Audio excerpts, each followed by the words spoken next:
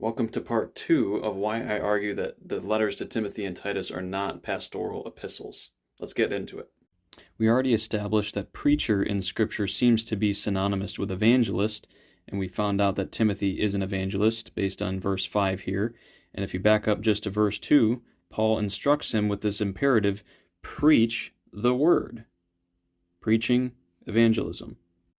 The word there is caruso. It's to declare the gospel to the lost. Preaching is for the lost, teaching is for the saved. And this fits his being an evangelist. It's also worth noting that both Timothy and Titus are never given personal instructions for themselves, which include any verbs like shepherding or overseeing or anything like that. And you'd think if they were pastors that this would occur somewhere in their letters, but it doesn't. By the way, shepherd, bishop, overseer, presbyter, elder, all of these things are synonymous terms for the same office and the same function in Scripture.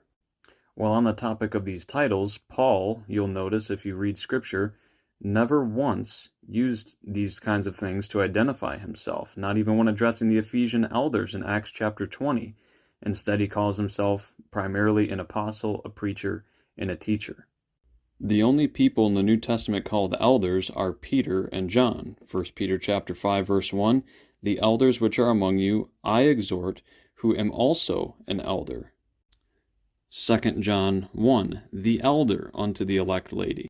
3rd Epistle of John, verse 1, "The elder unto the well-beloved Gaius." Peter and John are also described as pillars of the church. Why does this matter? Because pastors, scripturally, are required to be married, and if Paul was supposedly a pastor, as well as Timothy and Titus, we have a problem. Because Paul didn't even meet his own qualifications, knowing from 1 Corinthians chapter 7, verse 7, for example, that he was celibate.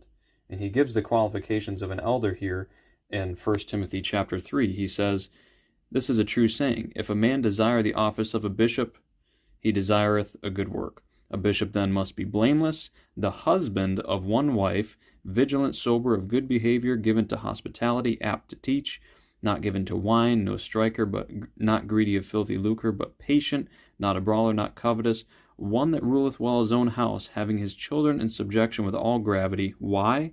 "For if a man know not how to rule his own house, how shall he take care of the church of God?" So given the context, pastors are required to be married men.